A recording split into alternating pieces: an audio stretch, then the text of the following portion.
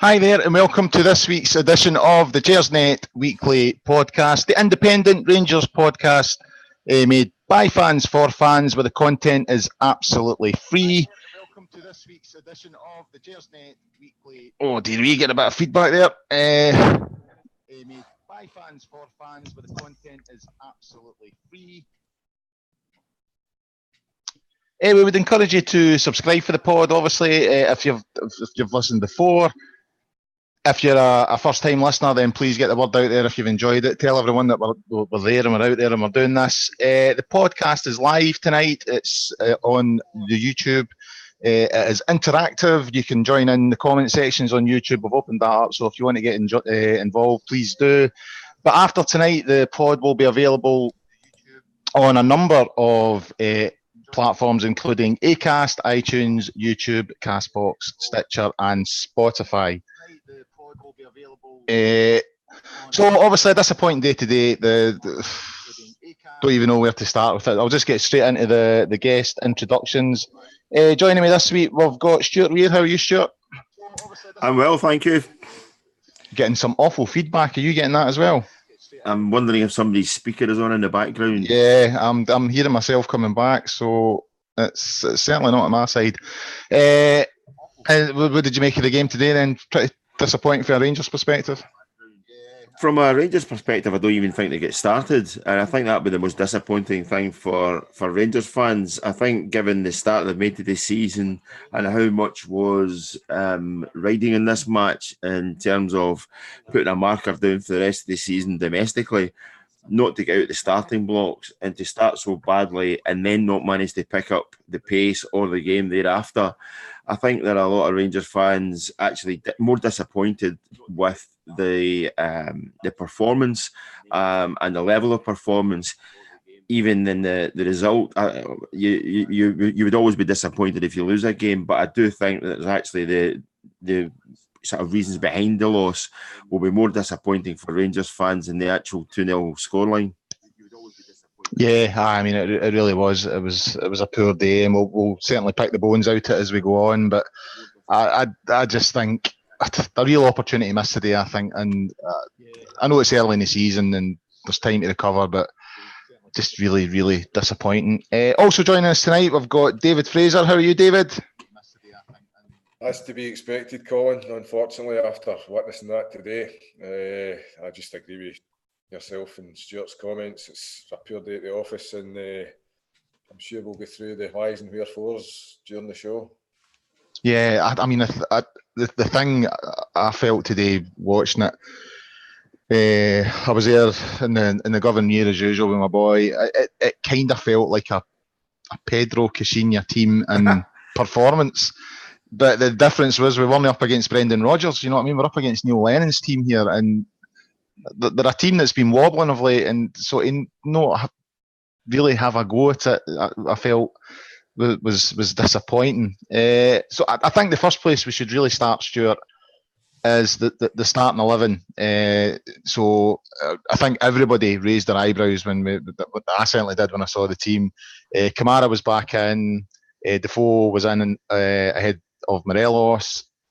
Aribo was moved up to the front three. I felt it narrowed Rangers, you know, because Arfield tends to play one in as well. So we were talking before we came on air that, you know, it gets, all managers sort of get the plaudits when their decisions come off.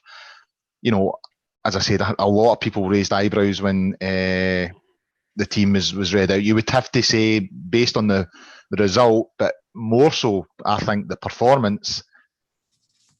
He's got it wrong on this occasion, I think, Steven. No. Yeah. Well, I mean, I think there's a. If you looked at social media at the teams that, or the Rangers team that most of the punters expected to perform today, I don't think anybody picked the team that Steven Gerrard picked. And I do think when it's your first home match, you know, I worked in newspapers when the most pragmatic of pragmatic Rangers managers, namely Walter Smith, was in charge. and he would put all sorts of teams out to get a result, but he knew that at times you had to play to your positives. And I don't think Steven Gerrard set his team up to play to the positives that we'd actually seen this season from Rangers. I think a great many people thought, with the way that Celtic had played this far into the season, that Jordan Jones might actually get a start in the game to give Rangers that bit of width, and given the success that Rangers had last season with the likes of Ryan Kent playing against Celtic, and for him not to start with an out-and-out winger, I think that was the biggest surprise for a great many people, was that you didn't try to do anything to exploit the perceived weaknesses in the Celtic team by not playing a winger.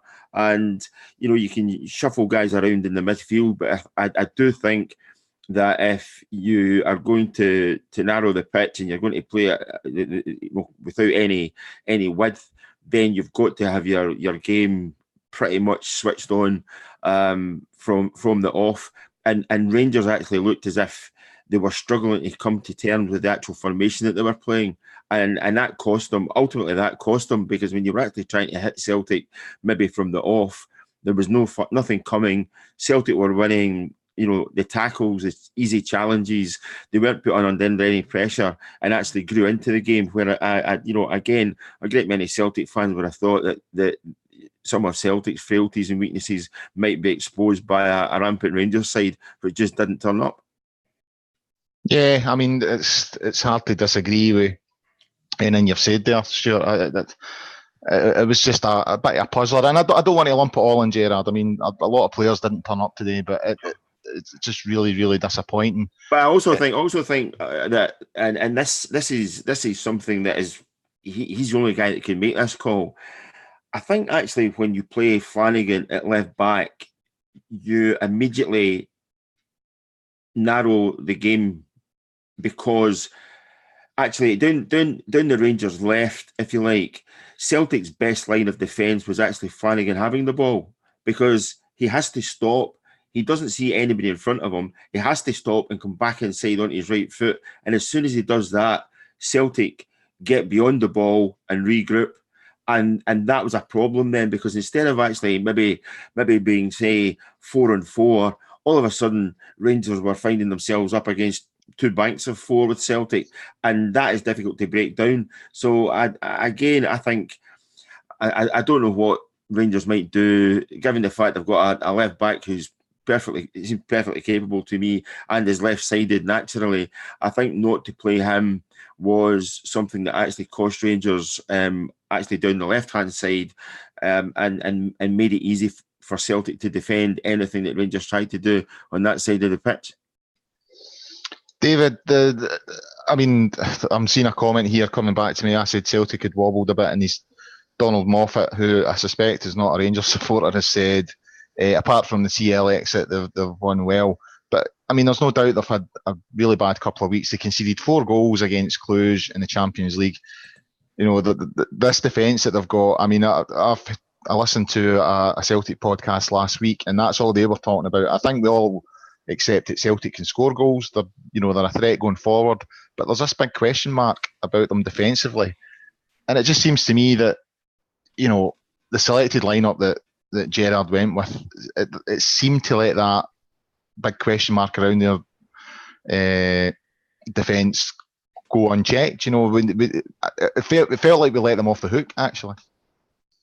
Yeah, I would agree. When I saw the starting lineup, I was like yourselves. I was surprised at the omission of Alfredo Morelos, who Steven Gerrard more often than not tells us all that he's, if not the best player at the club, he's certainly one of them. But when I saw the team lining up actually on the pitch, and where Joe Aribo took up position, where Scott Arfield took up position, I thought to myself, this is bold tactics from Steven Gerrard to go through the middle of the Celtic defence and basically surrender the sides of the pitch. Now, you could say, well, Tavernier offers something on the right-hand side, but Stewart's elaborated on at length with regards to the left-hand side. There's not much coming from the left-hand side. It's a lot to ask of James Tavernier, but yeah, but you say there was defensive, a perceived defensive frailties there that we didn't seem exposed. But I don't know what the thinking was. Did he think that Joe Aribo was going to be the player that would break in between the lines and attack at the centre of the Celtic defence? I don't know. Did he expect Scott Arfield to get close to Jermaine Defoe and play 1-2s and try and play Jermaine Defoe in, as he's done in the past? Possibly, but it just didn't seem to come off. But the overwhelming thing for me, and I'm not making excuses for Steven Gerrard or the players, I thought that the magnitude of the game, given that we really didn't want to, certainly didn't want to lose it, but we obviously wanted to go into the game and win it. But I think 2 games of the magnitude of the Legia Warsaw game and obviously an Old Firm game in the space of 48 hours was, 48 hours in between the 2 games was maybe a bit much for the players, especially the level of player that Rangers have in the squad. Because you look at who came into the starting lineup today. Maybe today's result will let Steven know that what he possibly thought was an increase in the depth of the Rangers squad maybe isn't there.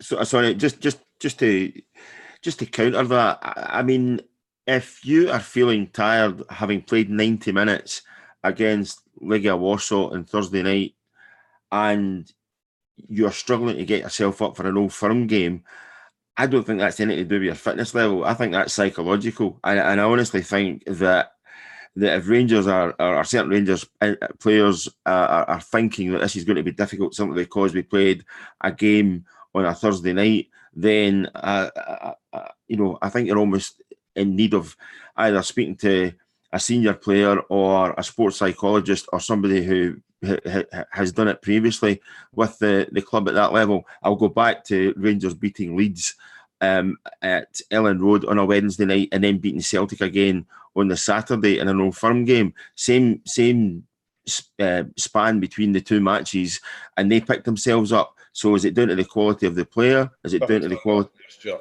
But maybe it is down to the quality of the player. But the fact of the matter is that I would have to say the Celtic team that was there today wasn't of the same quality as the one that played 26 or 27 years ago. And again, I do wonder about the psychology or the mindset of some of the players believing that we played on Thursday, therefore we're going to feel tired, rather than saying that's one game out of the way. Let's get stuck into the next one. And in the midfield as well, I noticed today, Rangers didn't really get going until Scott Arfield made a tackle. And it was almost a 50-50 ball between Scott Brown and Aribo. And Aribo just didn't look interested in tackling Scott Brown. Now, if that's the way he plays the game, fine. But if you want to put a marker down against your biggest opponents and against the opposition captain, that is a ball that you go for full-blooded and live with the consequences, be it a yellow card or a warning or whatever it is. And he tried to dink the ball past him or wasn't interested in getting there first. And that, for me, would have been worrying as if I was sitting in the sidelines or was playing in that team, that sort of approach would have been worrying for me, because then you actually start to question one or two players and their desire. It is not just another game. It's a game where you could actually gain a 3-point advantage over Celtic this early on in the season. And for me, in the long run, that could be quite important. Is there maybe, for long periods of the game today, it felt very similar to the semi-final against Aberdeen last season in the League Cup, where Rangers lost 1-0. So it seems to me like when we beat Celtic last season in December, the 29th of December, I think it was, we were behind and we had to win to go within 3 points of them. So we were the underdogs. When we beat them in May there, the league was already won. And there seems to me to be a trend of whenever there's expectation on these players, it's not hope. In the European setup, we're doing really well because that's a hopeful arena for us. We're not expected to win the Europa League. So there's a certain amount of freedom in how the players are playing, and there's no pressure on them. But I could see that and what you're saying, I can buy into that Rangers playing in Europe have overperformed. They've punched way above their weight, especially in the last tie against Legia, who are a good team, and Rangers managed to beat them over 2 legs.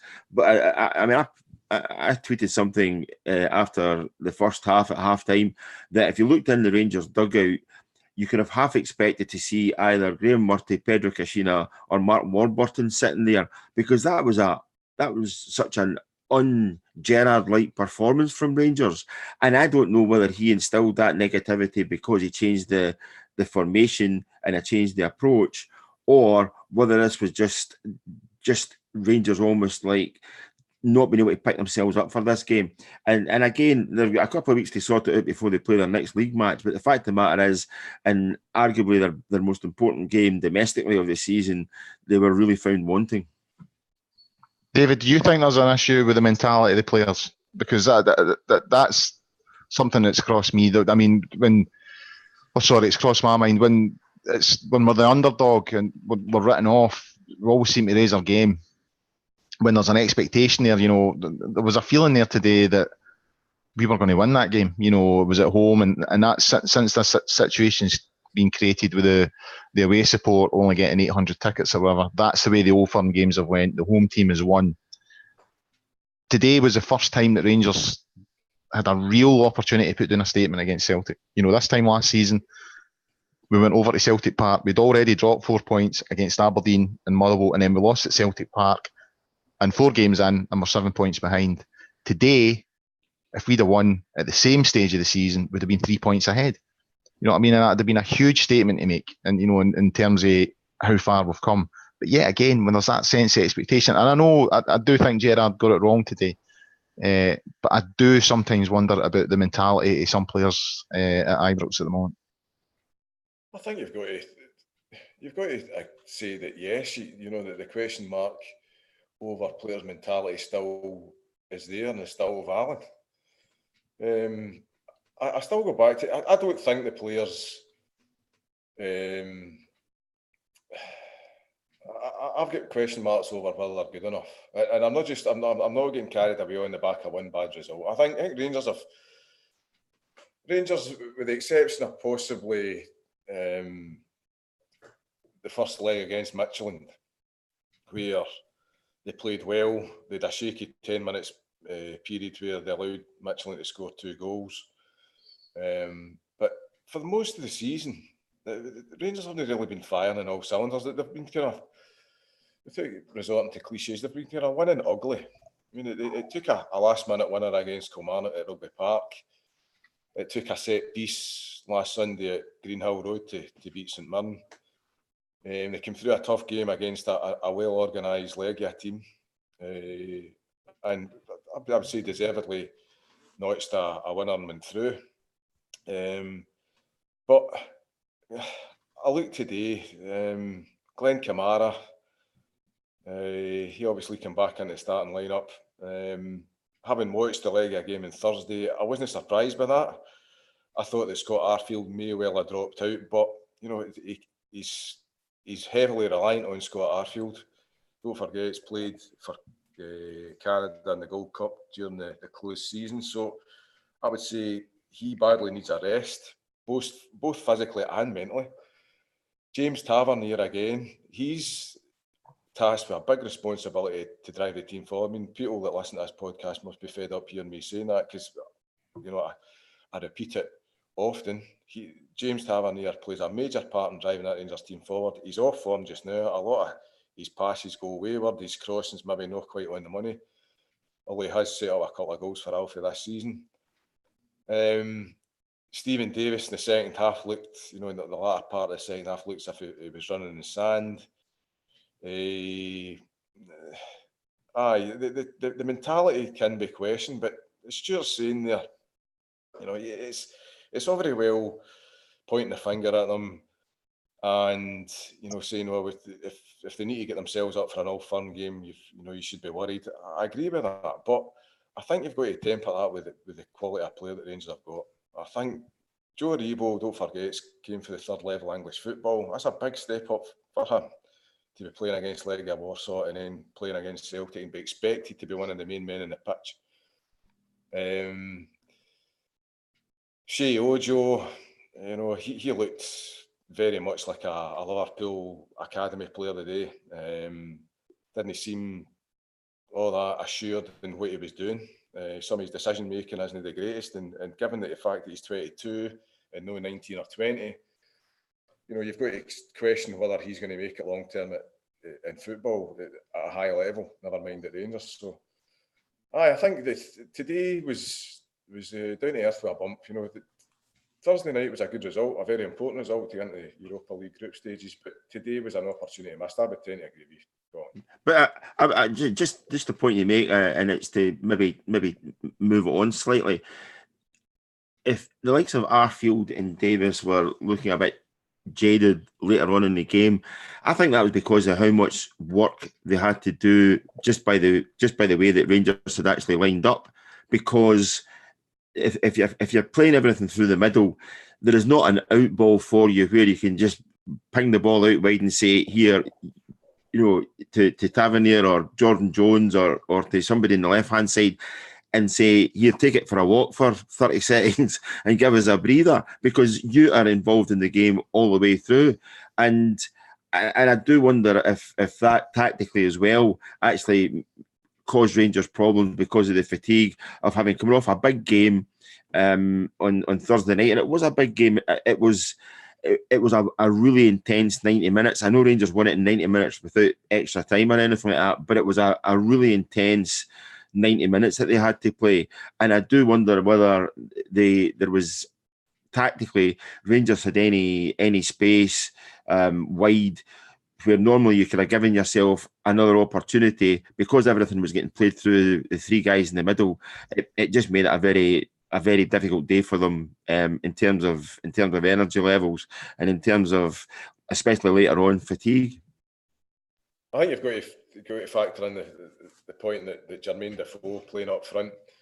A lot of the time when the ball was played up to him, the ball wasn't sticking, Stuart. So I think that would possibly contribute to, premature exhaustion with players like Steven Davis and Scott Arfield, as you said. Oh, it was coming straight back at times, wasn't it? I mean, it was getting pinged up there, and it wasn't being held up. And again, you'd have to give credit where credit was due. The two holding midfield players that Celtic had did a real number today. And not giving anything away. It was a simple ball. It was a simple pass. It was clearing up what little mess there was to clear up at times, and playing the percentage game. And at home, I don't think that Rangers could just play the percentage game because they were expected to win because they started favourites. The issue in the middle of the park, Stuart.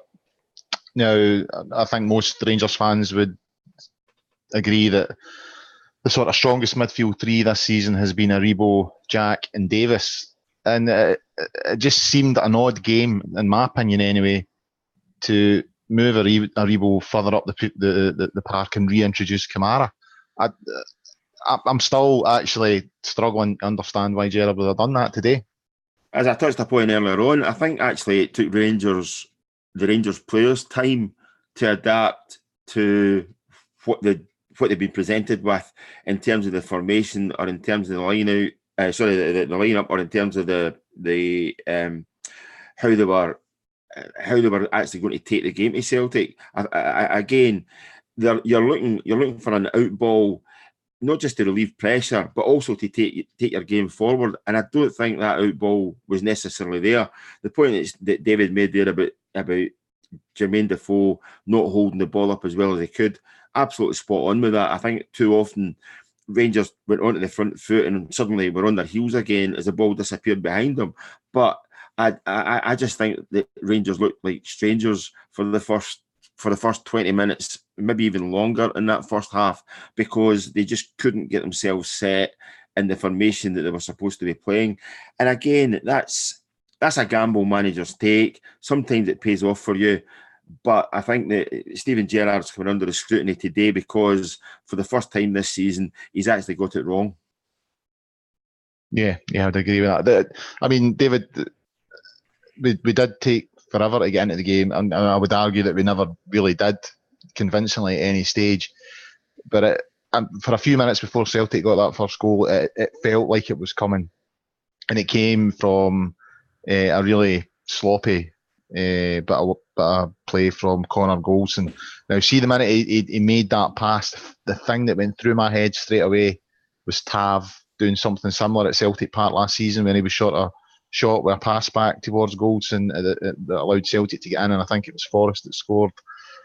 There's a couple of comments again on the YouTube channel in the comment section here about maybe giving Goldson a break and giving Hurlanda a run in the team. Would you agree with that? Because I think Katic at the moment looks solid. You know what I mean? If any of those the centre half pairing has to go, to me it would be Goldson. I guess you could make a case for that. Don't forget, Connor Goldson's played a lot of football in a relatively short period of time in his career duration. Obviously coming back from his heart issues.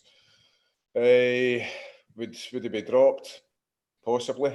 Personally, I don't think that Steven Gerrard will drop him. He might have an opportunity to give it in the next league game against Livingston at Ibrox to possibly shuffle his pack at the back. Would Philip Helander come in? Possibly. That would mean moving Katic to the opposite side of the defence for where he normally plays. Could George Edmondson come in?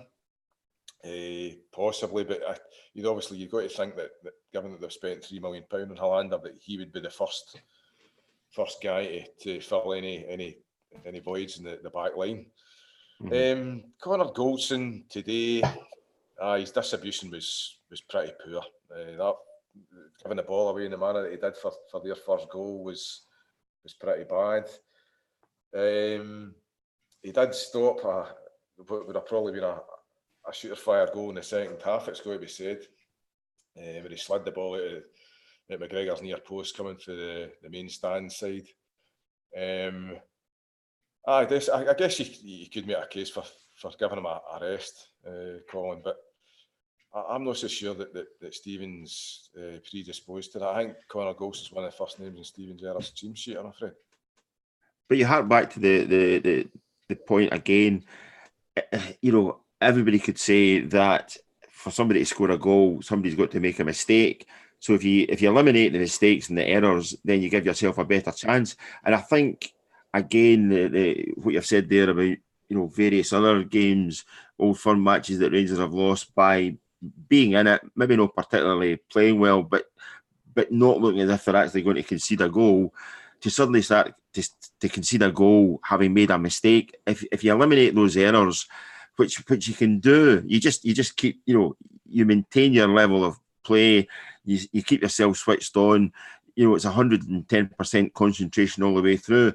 And I just think that was almost a throwback to what Rangers have done in the last 3, 4, maybe even 5 seasons in important matches, is actually the opposition hasn't had to play particularly well to earn an opportunity to score a goal. Rangers have almost given that up. And again, that in such a big match today, for me, would have been slightly worrying, because you're only asking guys to do their job.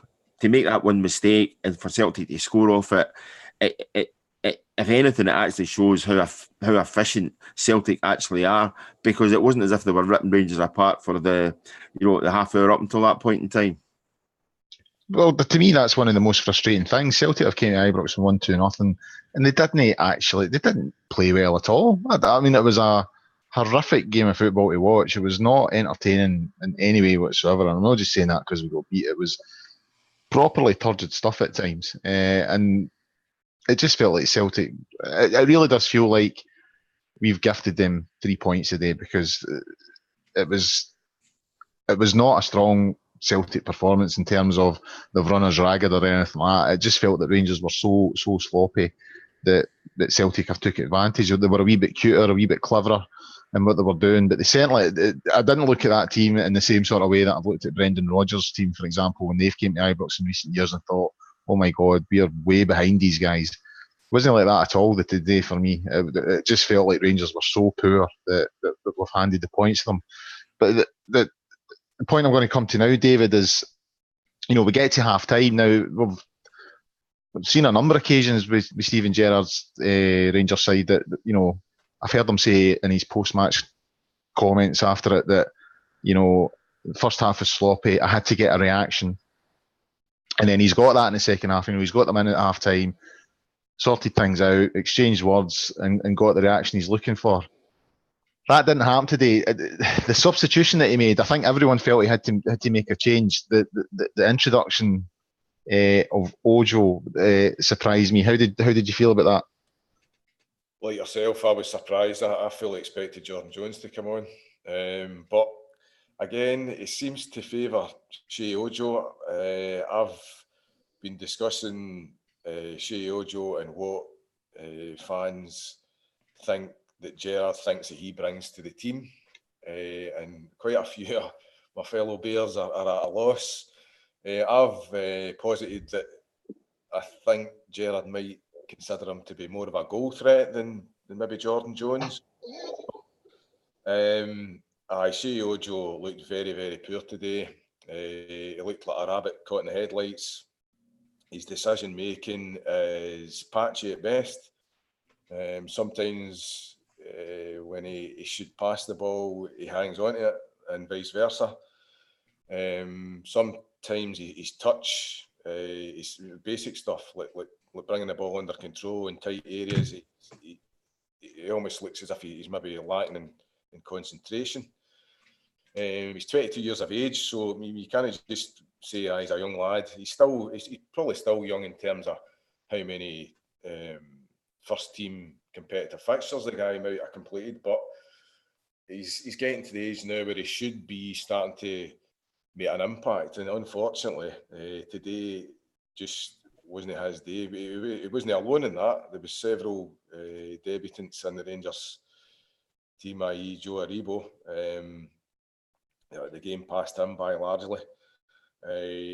But Ojo, did he do enough? No, I would say no. I don't want to go overboard in the criticism of him, but he looked every inch a Liverpool Academy player today, I'm afraid, Colin. Stuart, I would tend to agree with David there. Now, we've made a few signings in the summer there, and it felt like we were just signing loads of wingers, but, Ojo sort of failed to have an impact today. I believe Hastie's away on loan now. Jones is suspended for the forthcoming games, and it looks like he might have actually given himself a bad injury with that tackle, which we'll cover later on. So he could be out for a while. The other options there, like Arfield, they're a bit narrower. Are Rangers now looking like they're a team that lacks width now?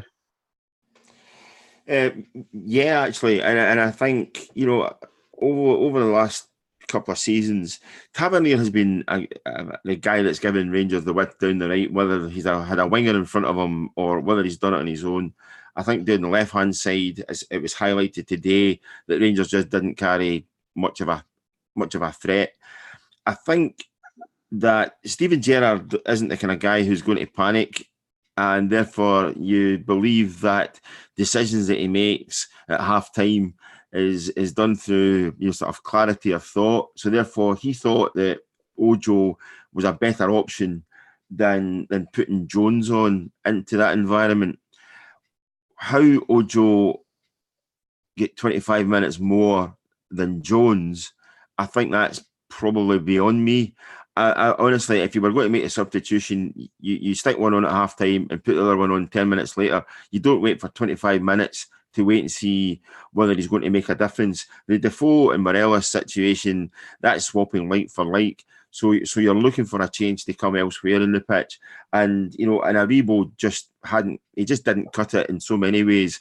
And I would have thought, actually, if he'd gone and made a double substitution at half-time and putting Ojo and Jones on, I would have said, yeah, that's him trying to really spark a reaction.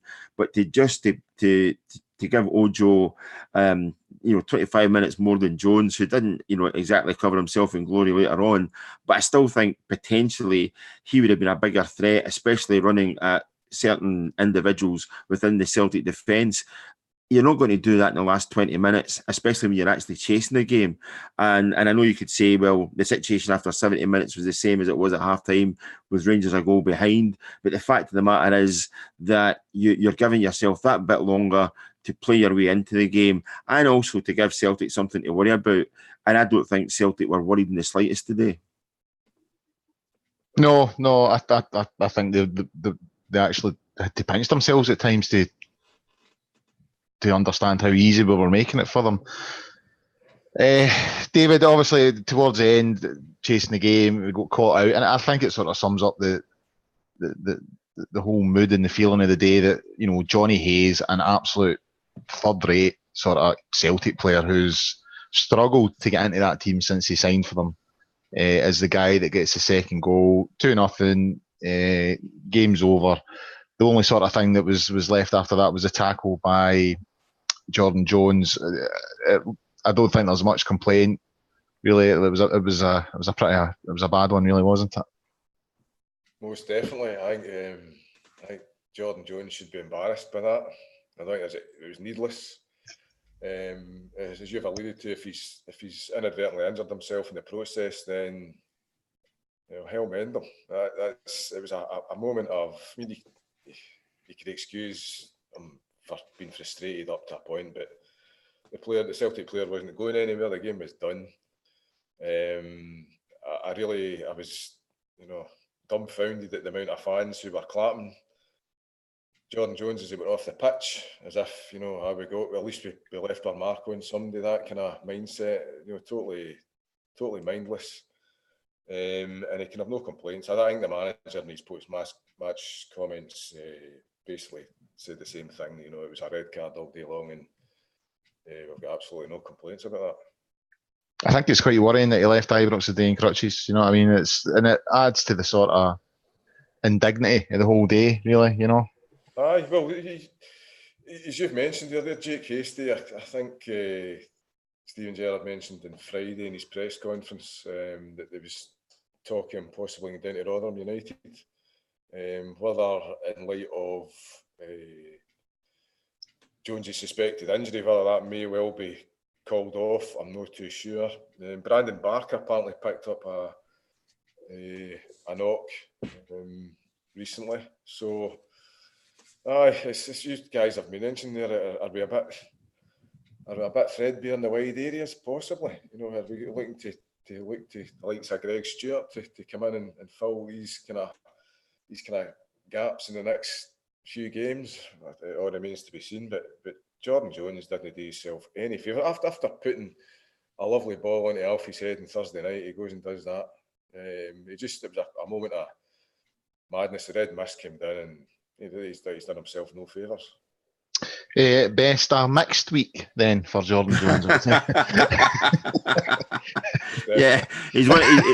I used to do a thing called Hots and Knots, and he's one of these guys that would actually appear in both columns for very different reasons. Yeah, aye, yeah. I mean, it was some ball on Wednesday, and I think we should move. Thursday. I think we should move on to Thursday now. I think we've covered the game today pretty much as we can.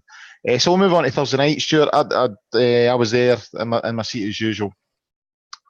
Again, a nervy night, but a memorable one just because of that last minute winner. I mean, the roof came off the place when Alfie scored that winner.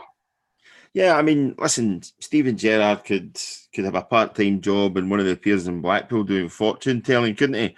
Over the next couple of weeks and months, because he called it. He said that it was going to be a difficult tie and it would go right to the wire, and he was absolutely spot on. And after the first leg, the 0-0 game, you know, I said in social media myself that, you know, Rangers had taken a huge step towards qualification for the group stages, but it was going to take a real performance of, you know, diligence and concentration, and they managed that. They did achieve that. And I mean, you know, we've said various things about today. I do wonder whether Rangers were actually mentally tired after Thursday night, the amount of concentration that they had to put into that game as well. But it was a great performance, regardless of what kind of generation you might belong to and remembering memorable nights at Ibrox. It was a dramatic conclusion to the game with Morelos scoring the goal. I'm still not convinced he's the best header of a ball that I've ever seen, but he managed to get that one in target. And again, last year I think it was that Rangers were the only 7 teams had come from the first round of qualifying to reach the group stages, and now Steven Gerrard has done it twice in a row, 2 years in succession, which is an amazing achievement given that the seedings and the draws are against you, and it's so early on in the season for Scottish clubs as well. So, whereas he's been maybe lambasted today, I think you have to give praise where it's deserved, and what he's achieved over those 8 ties is nothing short of a miracle, to be honest. And not just this season, including last season as well. He's put Rangers in a place where, honestly, you did wonder at times if Rangers would ever get back to that stage, and he's managed it in consecutive years. So well done to him. That's the point I was about to come to, David. I think it's 16 ties in total Gerrard's had in these qualifying games. And Rangers haven't been behind for a single second during, all 16 of them. So, I mean, as Stuart's pointed out, he's took a bit of stick today, and domestically he's got it wrong, but he seems to have these European games. He seems to know how to operate in that arena. Most definitely. Tactically, I would say he's proved it. He knows what he's doing. I mean, the overwhelming thing I've taken away from the European campaign thus far is that I'd like to see Steven Gerrard with some money to play with in the transfer market. I mean, can you imagine what we could be like if he could sign players? I take my hat off to him. He certainly, him and his staff, they certainly know how to set the team up tactically. I mean, on Thursday night there, he did the right thing. They played it cagey because he knew if Legia could, maybe nick a goal in the break. Not that Legia necessarily been a free scoring team this season, but there was always a chance because of the away goal that they could, one goal could put us right behind the 8 ball. So they played it relatively cagey. I thought a number of players were outstanding, namely Nikola Katic and Ryan Jack, to pick out 2. But the whole team were good. They were diligent, as Stuart made mention of. They were concentrated, and they played really, really well. Gerrard's record, I mean, it's got your head scratching it a wee bit when you think he performs so well there. Well, tactically, from a tactical perspective on Thursday night there. And then it seems to, I don't know what it is. Is there a mental block? Does he think that the players, does he overestimate their capabilities in such a short turnaround with games domestically? Because I cast my mind back 12 months that, after the UFA game, where, we managed to come through some obstacles, given that 2 players were sent off in that away tie to qualify for the group stages last season, that we obviously went to Parkhead in the following league game, and we tended to come unstuck there tactically as well. We seemed to surrender impetus to Celtic in the first half of that game. We've done similarly again today, so that's a bit of a head scratcher, and he'll be probably thinking to himself, did I do the right thing? Did I place too much faith in certain players? Did I ask too much of them? I mean, Stuart's mentioned there about the formation, about Joe Aribo, taking a while to get used to what was being asked of him in terms of a formation in the first 20-25 minutes of the first half today. So it's a strange one, but in terms of the European arena, certainly thus far, I mean, he's to not be behind in any of these games, the record's tremendous. He should be rightly proud of it, and the players too. Sure, as you mentioned earlier on there, you sort of alluded to the fact that there was a time during this journey coming back up the divisions and stuff like that you did actually wonder if Rangers would perform in this sort of arena again. The financial sort of boost that we get from getting into the group stage. Now, I know it's not the Champions League and it's not the same level of sort of turnover you would get if you were in the big one. But how important to that is Rangers as they try and continue this journey?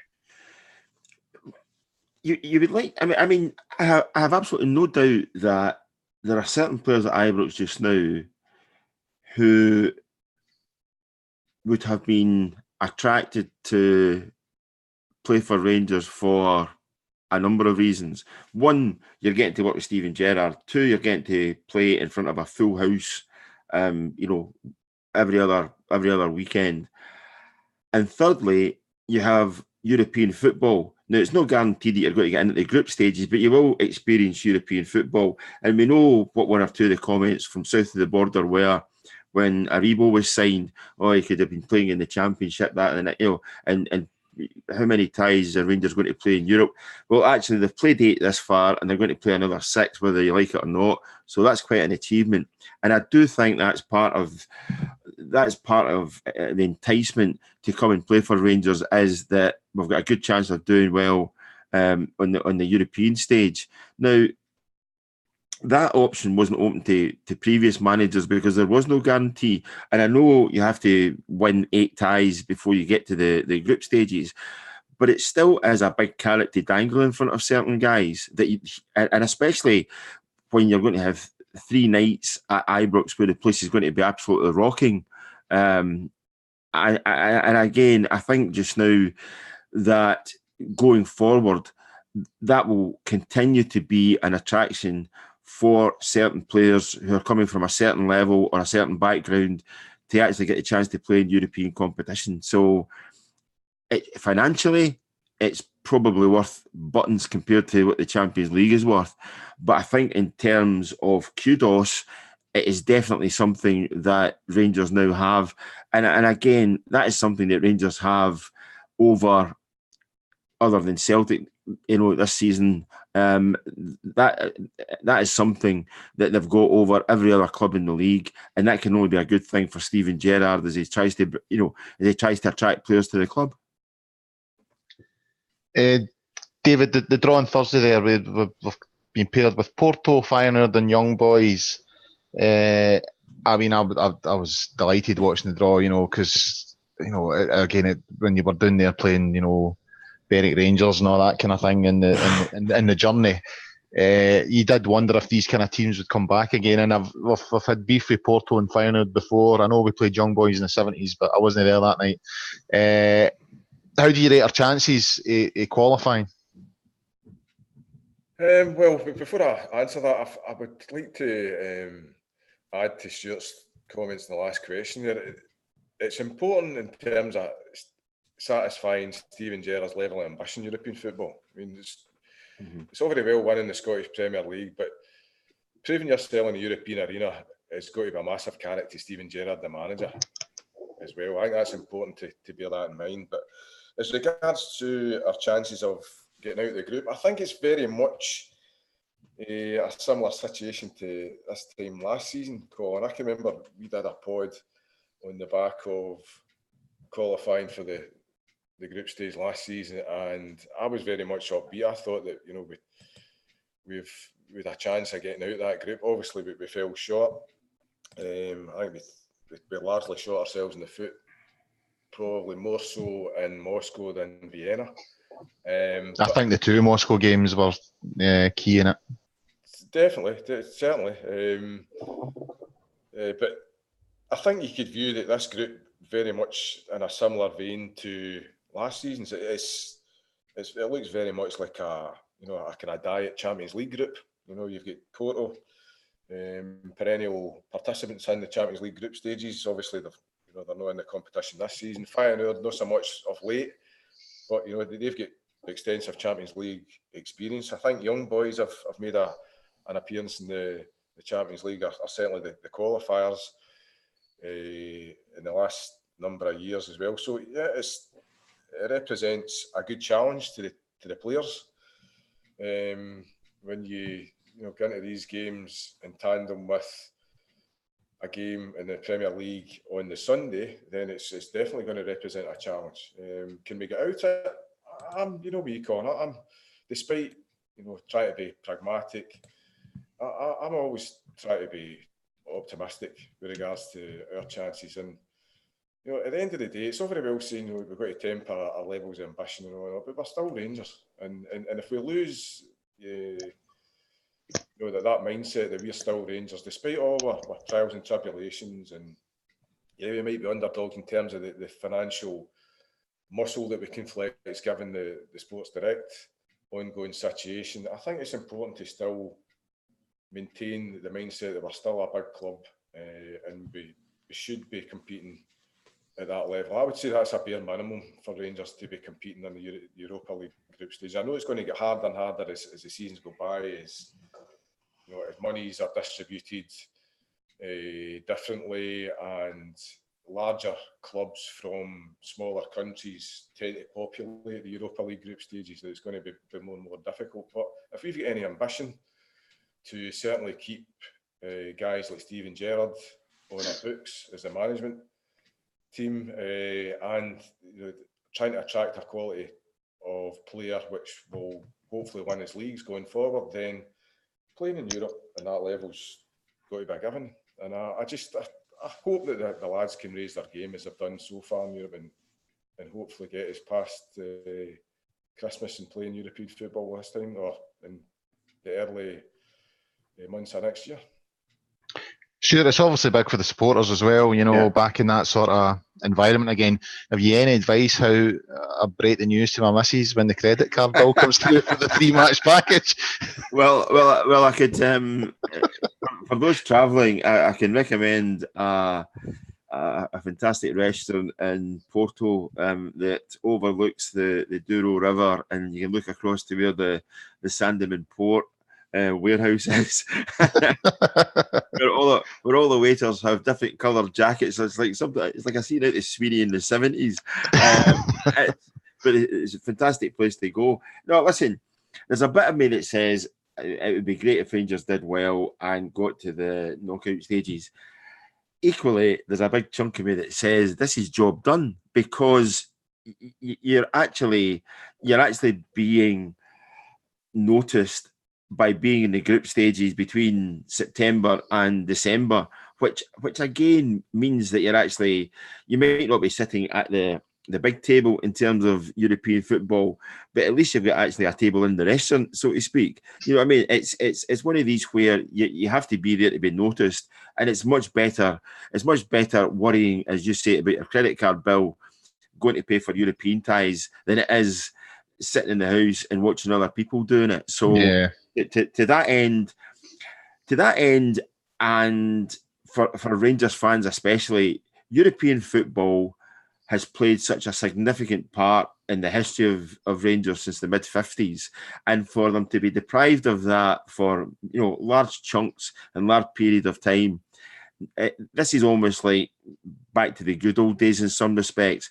It will be difficult, Porto, Feyenoord, young boys, these teams can play a bit, and it will be difficult, and the away legs in particular will be difficult. But the fact of the matter is, Rangers have given themselves a really good chance. And just to pick up on what David said there, in terms of Steven Gerrard's ambition, he will be approaching these matches every bit as intensely as he would be anything in the SPFL. Why? Because he knows that it's something else to put on his CV. And I'm not saying that that's because he wants to leave Ibrox immediately, but it looks good when you've qualified for the group stages of the Europa League 2 years in succession. That's better than saying, well, we didn't do anything last season and I just stayed in the house and watched BT Sport. Yeah, aye. And, I think we all know where Stevie G's aiming for, if you know what I mean. I think his ambition is to one day go back to Liverpool, and they've obviously got a proud European history as well. So I don't think having, what he's done with Rangers on his CV would do him any damage in that respect either. David, on the UEFA thing, obviously last week there was the announcement that the club's facing a second sanction. So there was a second charge last week about inappropriate chants. We're now going to have another. The Rangers have refused to take tickets for the first away game in the group stages, and we're now there'll be 3,000 empty seats at Ibrox for the first home game against Feyenoord. I'm not going to sit here and try and defend some of the singing. I think any reasonable Rangers supporter would hold their hands up and say that it's time for all that sort of stuff to stop. However, the way this all came about, the quickness of it just seemed to be so swift and sudden. The first charge sort of came out of the blue, and the second one kind of came at a time when it felt like Rangers hadn't had really a chance to deal with the situation and try and improve the situation. It was just bang, there's another one. It just feels all a bit, I don't know. How do you feel about it yourself? A bit of a spot there. Does it sound like a concerted thing? Quite possibly, Colin. I mean, I think we all know that fair are not even-handed in this, if you know what I mean. I think that where fair are concerned, it would appear to be a witch hunt. I don't think that's paranoia coming in to things to say that. I think any balanced observer would question why fair have suddenly got a bee in their bonnet about Rangers, as if they only seem to attend Rangers matches in Europe. I think that kind of worms there, Colin. I think we could spend a significant amount of time discussing agendas and how the club are trying to react to this, in inverted commas, witch hunt. Now, correct me if I'm wrong here. I believe that the chronology was the charge that they served in the game against Legia was for St. Joe's. Against St. Joseph's, right? Yeah. So this second one is for the first leg of the Legia tie. Is that correct? No, was it no? Midtjylland? Aye, I think it was Midtjylland. Okay, well, I've looking into it, I understand that a journalist who will be known to Stewart ran me a story as a freelancer during the week there with regards to the second leg of the Midtjylland game, or the Midtjylland tie, that the Rangers were going to suffer a third charge, yeah. Which the story was retracted. I don't believe that the paper in question issued an apology, but no, they did. I hate to. I don't know. They did, yeah, and so did the journalist in question. The journalist in question is Lindsay Hearn. No, I know that. I didn't want to mention him. I mean, he's come out on his Twitter and apologised as well. I know Lindsay. That's on a personal level, but I was. If my information's incorrect, I thought that the record issued a retraction. I don't believe they actually issued an apology. Right? Okay. Maybe Stewart can chip in and correct me on that one. But regardless, it seems that there's a whole hornet's nest of UEFA delegation at Rangers matches. Who are these people? Do they represent fair? Who's picking them? And how can the club fight a rearguard action? I'd like to think, behind closed doors, that the fair situation is being addressed. If it doesn't bear any fruit behind closed doors, I would urge the club to go public on it. But when you cut all that back, some of the behaviour of the fans is inexcusable. I certainly don't condone it. I think a lot of the stuff that's crept in since we get promoted back into the Premier League, I'll not name the names of the songs that are offending, but some of the stuff that's crept in recently is it's certainly putting us as a club in a precarious position with regards to European football. Closing down stands does not in any way, shape or form help the club, help the team, help the players, help the management, help the fans enjoy it. So the sooner we eradicate this, we made a good start on Thursday night. The atmosphere, whilst muted rather, certainly after the Poles set off their choreographed flare display, the atmosphere was ramped up. The atmosphere today was slightly muted again, but it's going to take time. You know, as fans, collectively speaking, it's going to take a bit of time, especially the litmus test will be when we go away from home, I think.